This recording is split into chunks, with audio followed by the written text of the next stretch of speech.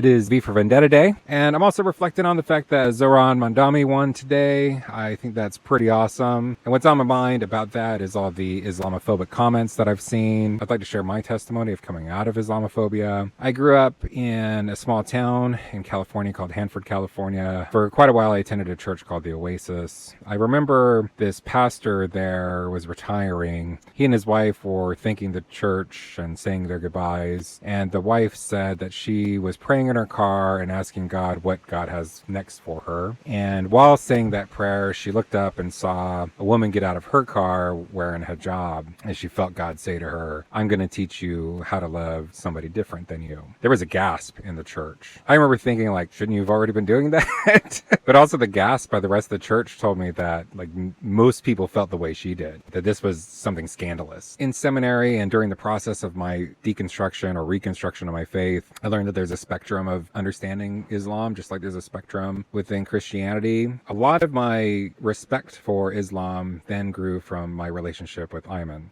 He was an imam and was a chaplain with me at Cincinnati Children. One day, Ayman and I were talking about our educations, and I learned that Ayman had gone to a Lutheran seminary and has a master's degree in Christianity and in Islam. He was better educated on interfaith work than anybody else in the department, and he also speaks 3 different languages. Ayman would regularly come in on his day off to support families. He was one of the only chaplains that did that. I was the regular Saturday, Sunday chaplain, so I was usually the only one there. Muslims pray 5 times a day. So already, I think just by that, they're praying more often than most Christians that you meet. He came in to the office, said that he was going to do his prayer, and I was like, well, if he's going to pray, I'm going to pray too, you know. And it was this humbling moment. I wondered how Adam Allen of 15 years ago would have felt about it. I wonder how that church that I was a part of would have felt about that. But for me, that was a healing moment. Just kind of reflecting on how far I've come away from that Islamophobia. I don't know what to do for the people that are saying awful things about Zohran Momdane. I know that a lot of what has helped me is relationships. And I believe strongly that sincere, real relationships with people that are different than us is what will help us tear down Islamophobia. But it's also hard because I don't know how to balance my uncompromising relationship with the people that Jesus calls me to be in relationship with